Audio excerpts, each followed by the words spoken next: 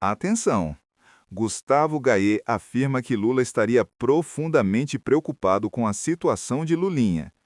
Segundo o deputado, avanços da Polícia Federal estariam complicando de vez o cenário do filho do presidente, reacendendo suspeitas e pressões nos bastidores do poder. Fique até o final, porque o desdobramento pode ser explosivo. Já deixa o like, se inscreve no canal e ativa o sininho para não perder nenhuma bomba do cenário político nacional. Imagine por um momento a ironia disso daqui. O ano é 2026, novembro, filho do Bolsonaro vira presidente e o filho do Lula vai para a cadeia. E se eu te contar que isso não está muito distante, nem muito improvável de acontecer. No início do escândalo do roubo dos velhinhos do INSS, nós achávamos que seria o irmão do Lula, né, o Frei Chico, que seria o responsável pela derrubada do governo. Inclusive, o governo fez de tudo para blindar esse cidadão. Fizeram de tudo para impedir que ele fosse na CPMI e até a Polícia Federal fez de tudo para impedir que ele fosse investigado. Só que aí a bomba muito maior acaba de cair. O filho do Lula. Sim, e para piorar, o nome do cidadão é Lulinha. O Lulinha está enrolado até o pescoço no escândalo do INSS. Vamos lembrar rapidamente. O cara que foi preso, que está delatando todos os crimes, que está mostrando, que está provando tudo que aconteceu, que inclusive é o responsável pela prisão do careca do INSS. O careca do INSS, ele é o pivô, ele é o centro de tudo. Ele é o grande articulador de todo o roubo que aconteceu dos velhinhos do INSS, tá? Pois é, o careca do INSS, como que ele teve acesso a instituições do governo, ao ministério? O que fez o careca ter tanto acesso assim para poder roubar tanta gente? Bom, é aí que entra o Lulinha, o filho do Lula. O delator disse que o Lulinha recebia R$300 mil por mês, esse cidadão que está aqui do meu lado, do careca do INSS, além de ter recebido uma bolada de 25 milhões no início. Tudo isso através de uma empresa que o careca do INSS formou lá em Portugal, que é uma empresa de vender o cigarrinho do capeta. Bom, a imprensa começou a dizer que isso era mentira, obviamente, vão defender o filho do Lula. Só que aí surge uma nova prova, uma nova evidência que mostra que a delação é tudo verdade. Lulinha foi com careca do INSS para Portugal na primeira classe, mostram documentos da Polícia Federal. Careca do INSS estava no assento 3A e Lulinha na poltrona 6J, do voo Latam JJ 8148, ambas na primeira classe. Então, eles estavam indo para Portugal, justamente onde fica a empresa do careca do INSS, no qual ele paga o Lulinha, que agora mora na Espanha. O Lulinha não é bobo. Ele viu que o negócio ia feder para ele e foi morar na Espanha, fugiu lá para a Espanha. Polícia Federal tem em mãos a documentação que comprova uma das viagens de Antônio Carlos Camilo Antunes, o careca do INSS, com o empresário Fábio Luiz da Silva, Lulinha, filho do presidente Lula. Os dois viajaram de primeira classe de Guarulhos para Lisboa, no dia 8 de novembro do ano passado. Os documentos da PF incluem a poltrona, aí fala o voo em questão, né? Edson Claro é quem está fazendo toda a delação. Esse Edson Claro aqui é a pessoa que está fazendo toda a delação. Olha que curioso. Estava aqui, ó, um sentado aqui na primeira classe e o outro aqui, mas obviamente é tudo uma mera coincidência. Vamos lá. Edson Claro também disse que Lulinha recebia mesada do careca, cerca de R$300 mil mensais. Segundo ele, o careca também fez um pagamento de 25 milhões para o filho do presidente. Meus amigos,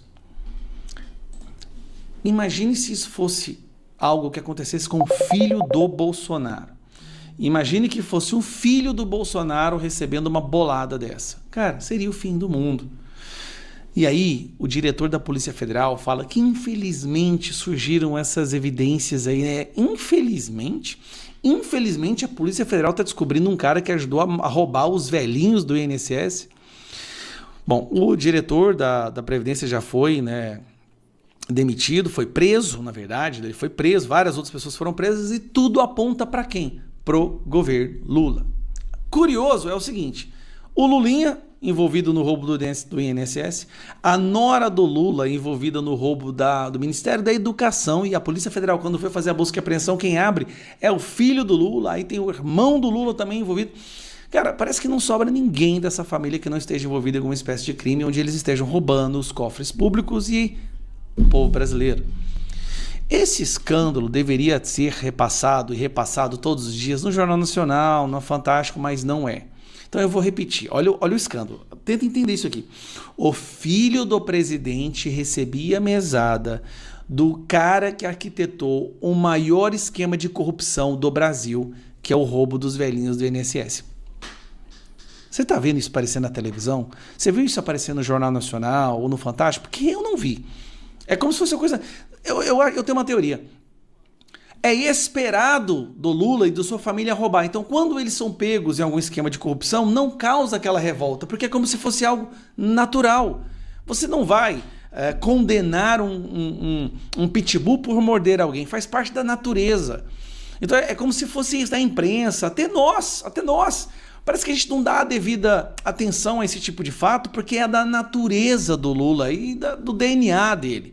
Gente, tá bom, o Lula roubou, qual é a novidade? Ele tá roubando há 40 anos, foi preso por ser chefe do esquema de corrupção e o STF tirou ele e pôs na presidência. Vai dar em quê? Em nada. Provavelmente não vai dar em nada, a não ser que a gente mude de presidente, assim mudando o diretor da Polícia Federal e o novo presidente colocando mais 2 ministros no STF. Aí sim eu tenho esperanças de que essa pessoa aqui, vai para trás das grades. Curioso, né?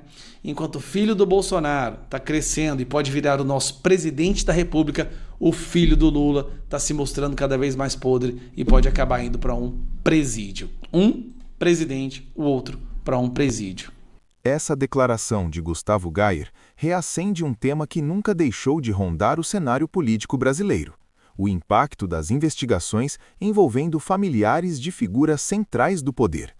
Segundo o deputado, Lula estaria preocupado com o avanço de apurações da Polícia Federal que atingem diretamente Lulinha, e isso, se confirmado, pode gerar consequências políticas relevantes. É importante lembrar que qualquer investigação da PF segue critérios técnicos e quando o nome de um familiar do presidente volta ao centro do debate, o desgaste é inevitável.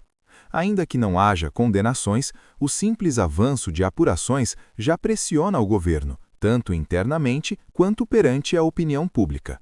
Nos bastidores de Brasília, esse tipo de notícia costuma gerar movimentações silenciosas, conversas reservadas e estratégias de contenção de danos. Para adversários políticos, o tema vira munição. Para aliados, vira um problema a ser administrado com cuidado. E é exatamente isso que, segundo Gayer, estaria acontecendo agora. Outro ponto relevante é o timing. Em um momento de tensões institucionais, críticas à atuação do governo e cobrança por resultados, qualquer nova polêmica amplia o desgaste.